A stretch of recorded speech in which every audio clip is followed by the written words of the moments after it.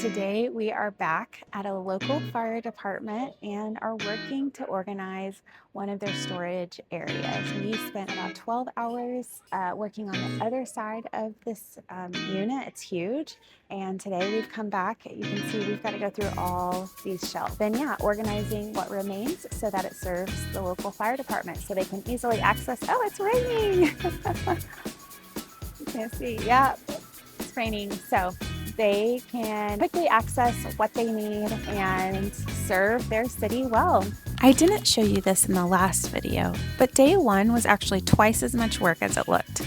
Take a look at what we were really up against. While the video is going by quickly, I don't want to miss something important here. I referenced in the last video that there were two major financial leaks and a hidden gold mine in the storage bay, and what you're seeing in these first few clips was our attempt to solve one of those leaks and that gold mine realization. So let me explain.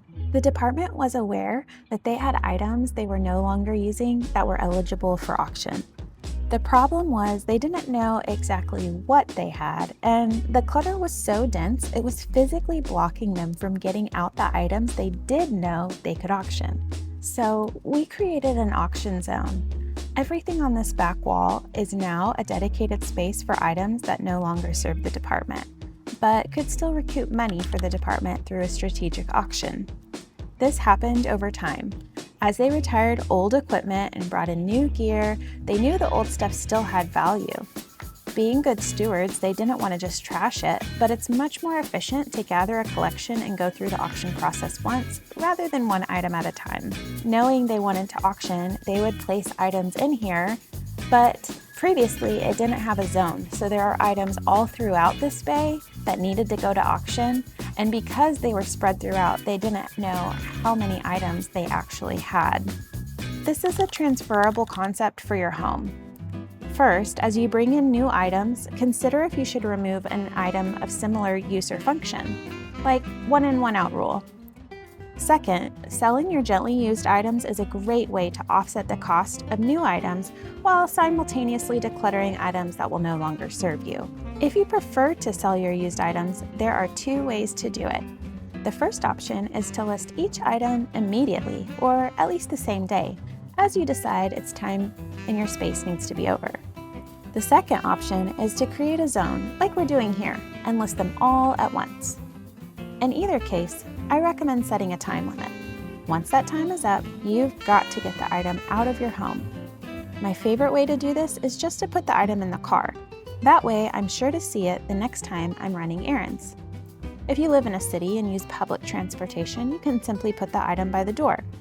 Or if you have a scheduled day later in the week when you typically run errands, add a reminder to your phone to take the items with you.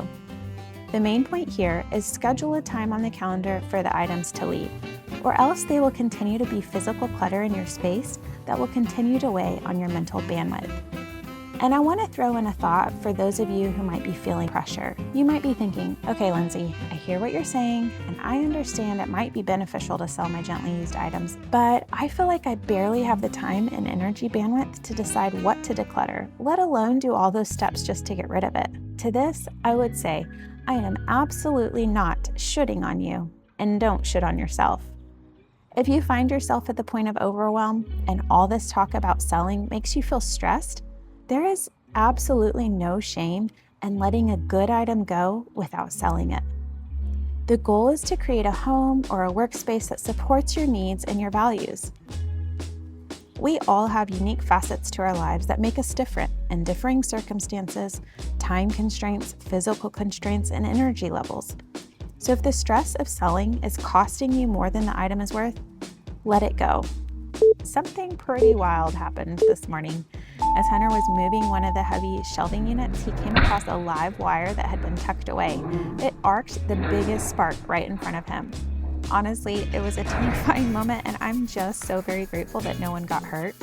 We had to stop everything to find the breaker, turn off the power, and make sure the area was safe.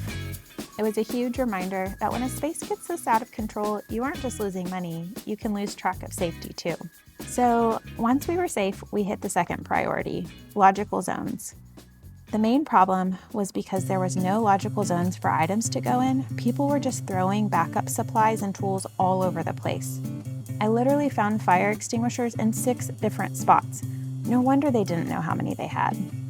When you have items spread throughout a space, especially in a work environment like this, it makes it hard for people to quickly find what they need. And this had become a financial liability because, like I mentioned before, ordering duplicate items is often way easier than searching through a cluttered space to find what you have. Over time, this leads to massive inefficiencies, not just with your finances, but also with your space. However, when you create one logical home for a category, you immediately stop the financial leak of buying things you already own. You know where to find it, you know where to put it back, and you know how much you have. By reclaiming the back wall and auditing these shelves and all of the floor space, we recovered about 40% of the building's footprint. After days of work, we finally have the space to get that $1 million engine out of the elements and back into the bay. This project proved that when you stop the "I'll get to it later" cycle, you don't just clear the clutter, you reclaim your space. We've got a red bin that's going. It'll be removed. These ladders are going to be removed, so this space will be all cleared up. There's a possibility that the items that were being stored here, originally they were going to be moved along with this truck to another location, but because of the space that we've made in here, they may actually stay. So in here,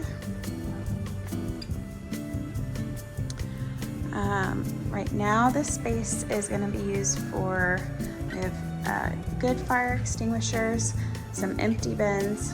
All of these are needing disposed of, as well as all of these.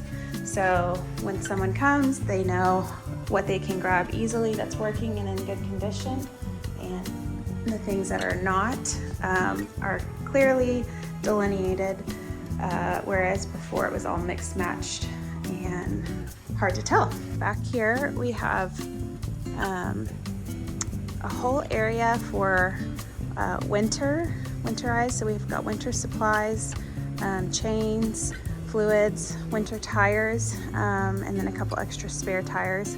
And we have collected everything behind this yellow line is going to auction, including those fire hoses. So all of this is going to go, which means not only will they have more space, but they should recoup money that they had once spent on items that is no longer serving them. I mean, you can see there's just so much stuff in here. So here in the back, we've got a pallet for the emergency vehicle technicians.